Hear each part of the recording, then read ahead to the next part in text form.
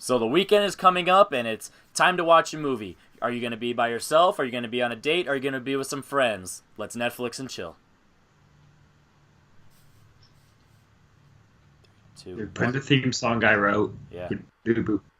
Netflix and chill. Gotta get Chris Clark on that. Yeah, right? 3, 2, 1.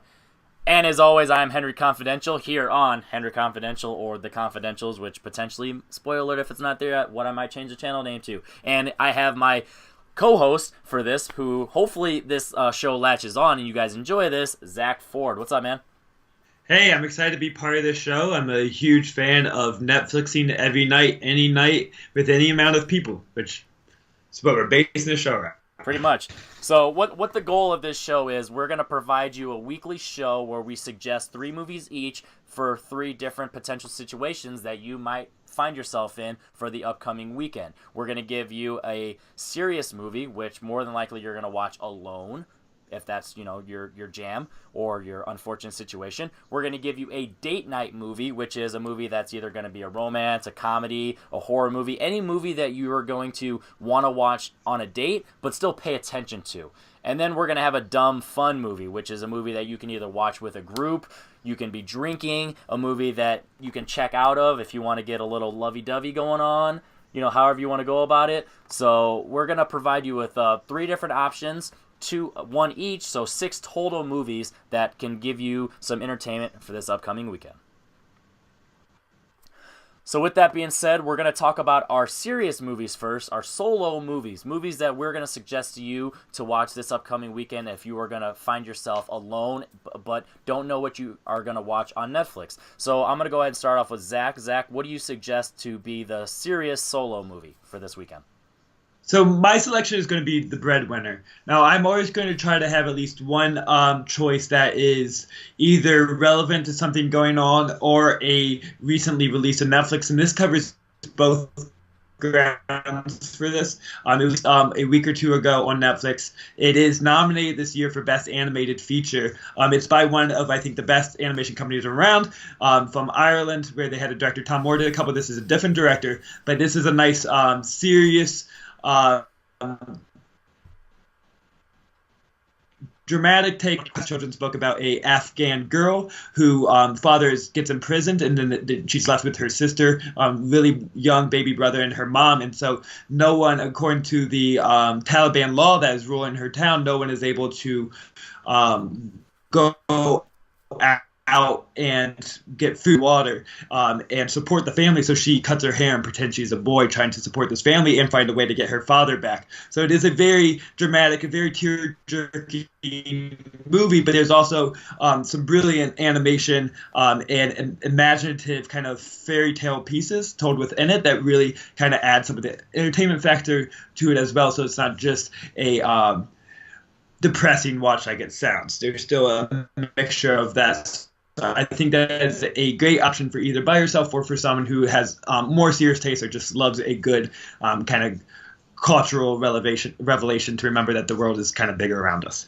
Definitely.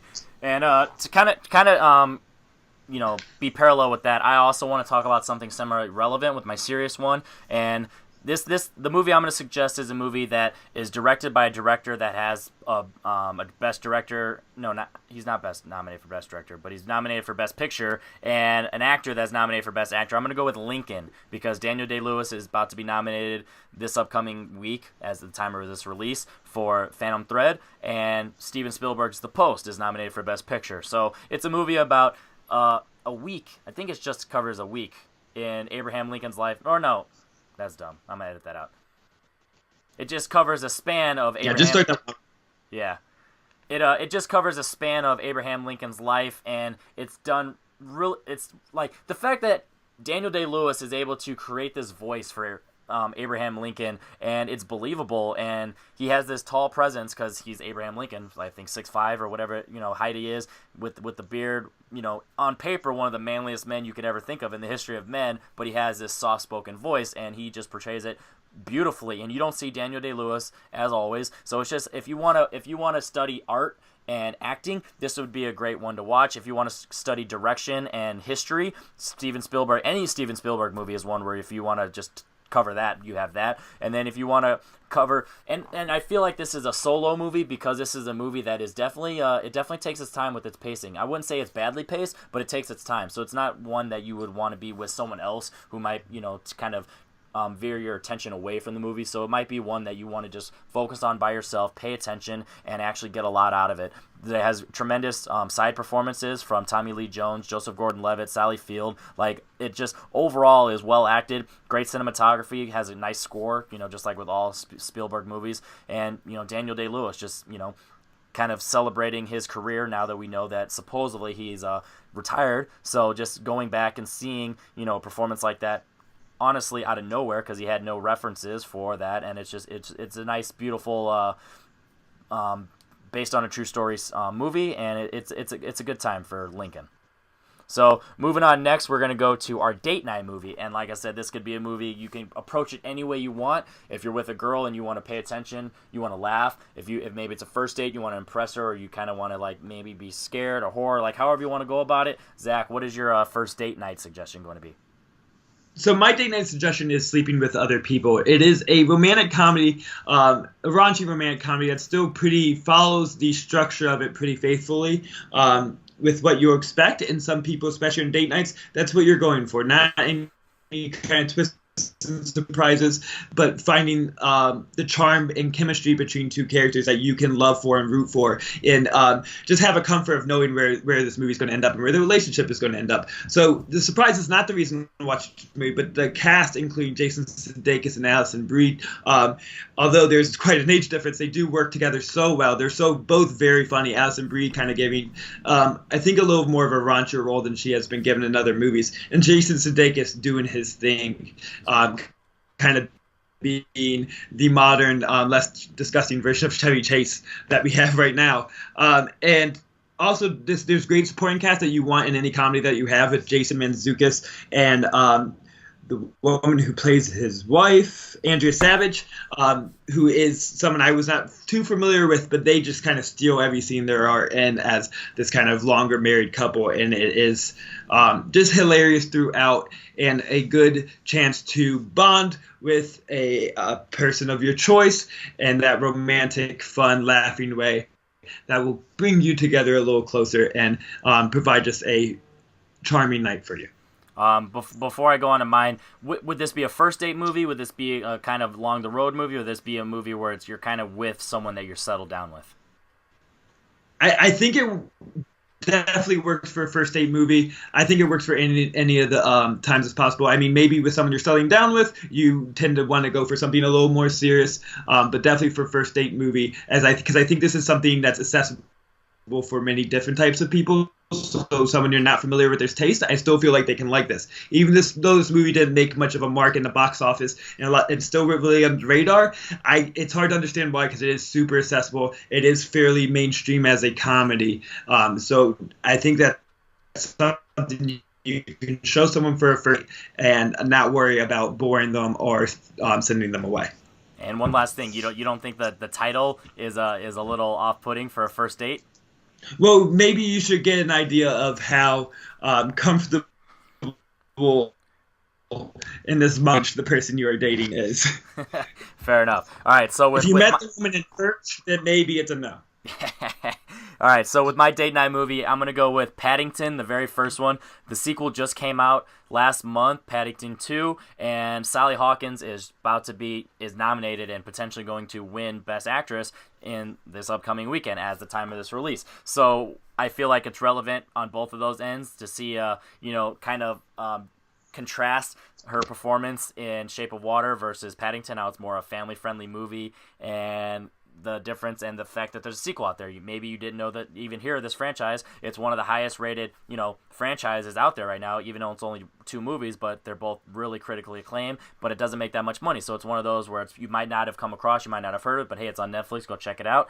And it's a nice fun movie. People that like animals are gonna like it because Paddington's a bear, so it's accessible. That's cute and cuddly. It's got a little bit of slapstick, not like over the top slapstick, but like jumping around and being silly and stuff, and that fish out of the water type of feeling. So it kind of gives you that that humor that's subtle, but it's also accessible, like what you're saying with your movie, and it could be a good first date night movie where it's like, hey, this is cute, a cuddly bear. Let's watch this bear together, or like, oh, this is not more family oriented or more settled down oriented at the same time. So it covers all those spectrums of a date night. So I feel like it's appropriate, or even if you want to watch it with a family, like date night could be with the kids as well. So I mean, it could definitely cover that.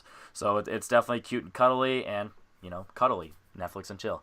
So finally, our last suggestion is going to be Dumb Fun. This could be a movie that you're going to watch with friends. You're going to be drinking. You could be, trying to check out and just have it as background noise with a girl or with a guy, however you want to go about it. You just want to have dumb fun, or you just want to have some background noise. So what is your suggestion going to be?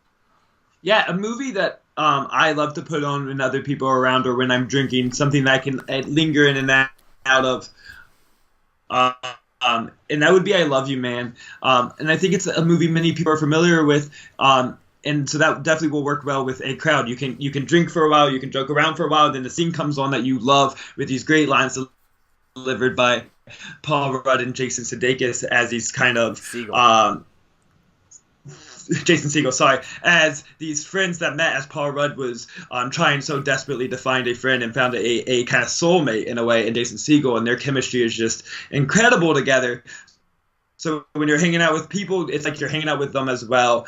Just having a fun time, laughing and drinking as well as they do, because they have a great drinking scene with one of the best lines ever that I thought we were talking about, hybrid. Animals, not high. And that's just a good example of when you can all stop, laugh at the line, and get back to drinking and having your fun. So my pick is I Love You, Man. Yeah, and I'm gonna go on a similar spectrum where it's a movie that it's the movie I'm choosing is a movie that you could, because it's so over the top and outlandish, that you could just jump in at any moment in the movie, not feel lost because there's not much story, but once you realize that all these people are dying, but it's like a joke, and it's like it's dark humor, and it's stupid funny. I'm talking about Tucker and Dale versus Evil. It's one of those dark horror comedies that's funny because of how stupid it is, but it's still a well-made movie. It's well acted. You got Alan Tudyk, who, if you didn't know, that's K2SO in Rogue One. He's a voice actor, and he's kind of like one of those small scale, like, oh yeah, that guy type of actors. So when you see him actually, playing front and center in this movie, and it's really interesting to see that you see the cliches with the teenage or the college kids, the dumb blonde, the stone. No, that's Cabin in the Woods. You have, it still has all that type of stuff where it's like, oh yeah, that, and then you have the relationship. It has some heart to it. You have the relationship with Tucker. I think Tucker with the girl. How he kind of it's kind of that what is the syndrome when you fall in love with your captor type of deal, and it's kind of like, oh, she kind of has feelings for him, and on paper it's dumb, but then when you see it on screen, you're like, maybe it's believable. So it's kind of has hope that a guy like that could actually get a nice good looking girl. So it kind of gives a guy hope. So if you're having some dumb fun, or if you're kind of shooting for the stars with the girl who's like, maybe you're being friend zoned, this could be a good chance. Like, hey, I look like that guy, you look like that girl. It could work out still. So it's some fun. You're going to get some laughs. You're going to have some decent scares, depending on if you're easily scared, because it's not like it's a straight-up horror movie, but it has horrific elements to it, even if it's comedically done. And it's dumb fun. So I feel like you can have it on the background. You can watch it throughout. You can drink throughout. You can have a drinking game for whenever somebody does a cliche. Like, you can go about it in many ways, and you can have a lot of fun. So that is what I'm going to go with for dumb fun. So that was our first episode of Netflix and Chill. Let us know how you felt the structure was. Do you feel like our tastes are different and that works for you guys as an audience? Let us know below if you actually watched any of these movies this weekend. Let us know if you have, suggestions for different formats. This is the one that I feel like we could go many ways. Maybe this could be the type of show that we do a different style each episode just based on our feelings. It could just let us know what you think, and if you like our suggestions. What do you got? I would also add, suggest if you're interested in other streaming platforms too, because we're not sponsored by Netflix. We don't stay by Netflix. If you are interested in knowing what's available on Amazon Prime as well, we can definitely cover those also. Yeah, exactly. It's like we can just call it streaming and chill, or anything. We can say Blockbuster and chill. It doesn't matter. It's like we can have some fun with it. So let us know below what you thought of our suggestions. If you actually watched any of these movies, if you would like us to talk more in detail in the future and kind of give reviews, I guess. I mean, I'm not saying you want reviews, but it just if you want us to really pitch it more, I guess, in that sense of really hit home. If you want us to maybe pick more deep cut movies, like, wow, I never would have thought about that, because then that's going to make us have to do our homework, and that could be some fun too. So let us know, and hopefully you guys enjoy this and we get some more episodes out there. So I am Henry Confidential. That is Zack Ford. And come back and Netflix and chill with us.